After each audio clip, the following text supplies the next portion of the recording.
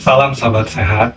Biasanya kebanyakan orang berpikir kalau bagian tubuh mereka itu mengalami sakit, seperti misalnya bahu, bagian sini, atau pinggang, di sini kebanyakan di sini ya, bagian sini, atau bagian kaki di sini.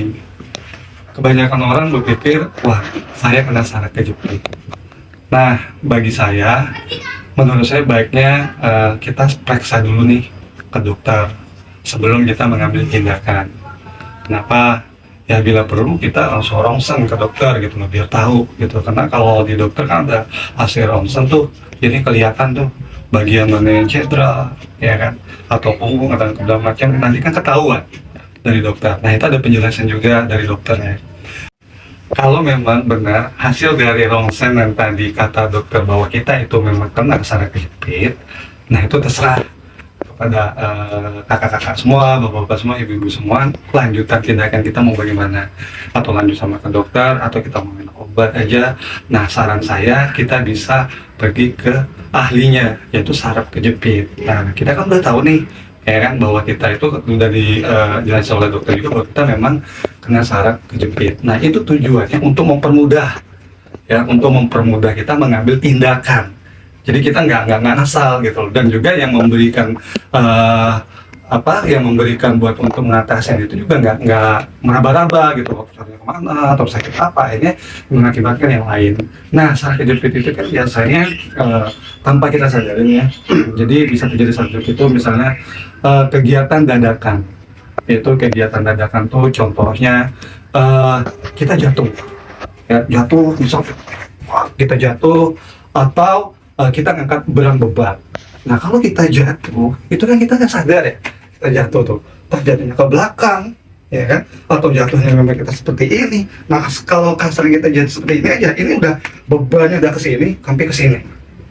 Nah itu salah satunya. Jadi saya menyatakan kalau kita jatuh ke samping, itu kan tarik nih. Kita jatuh bisa begini, ininya ketarik, nah ini paha dengan beban. Nah itu bisa gitu loh, bisa saraf kejepit. Mungkin pada saat kejadian seperti itu kita tidak mengalami langsung gitu sakit, enggak, mungkin 3 hari 2 hari gitu. Kalau dia memang bukan saraf kejepit, dia akan bagusnya sendiri. Kadang-kadang kita berpikir ya udah sepele gitu kan. Nah tapi kadang-kadang kelamaan pinggangnya sakit gitu. Nah yang kedua, kita bisa mengangkat beban berat. Beban berat itu kan biasanya tanpa kita sadar, entah kita ngangkat apa ya, misalnya angkat galon, mungkin ada ngangkat galon langsung seperti ini, langsung angkat tanpa kita melihat kondisi gitu. Harusnya kita menentukan otot dulu gitu, angkat, baru sudah rileks, baru kita angkat. Nah contoh, kenapa sih di dalam olahraga itu ada yang namanya pemanasan atau pemasangan otot? Nah tujuannya untuk itu gitu, ya, tujuannya buat untuk mesin otot. Nah menurut saya yang namanya saraf kejepit itu benar-benar sakit ya bapak-bapak, sahabat sehat, itu benar-benar sakit. Kalau dia apalagi kalau dari sini, di sini itu benar-benar sakit ya. Yang namanya saraf kejepit itu salah satu saraf kejepit itu seperti itu. Bahkan kalau dia di sini itu napas saja kadang kita susah, Nah itu bisa dikatakan saraf kejepit itu menurut saya itu seperti itu. Ya, seperti itu sakitnya luar biasa. Lagi di sini, mungkin di sini. Nah, di sini itu kan bebannya banyak. Di sini ya. Ini bebannya ototnya di sini. Nah, ini sebenarnya dia bisa lari ke sini, bisa ke sini gitu loh. Nah, tapi kalau sebenarnya ngatasinya kita nggak mungkin langsung ke sini dong. Karena yang namanya saraf udah itu dia saling berkaitan gitu.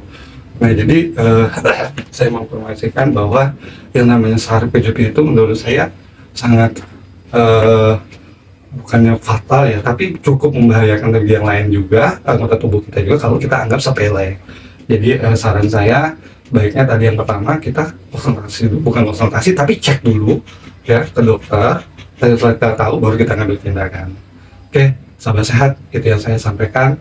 Terima kasih atas semuanya. Wassalam.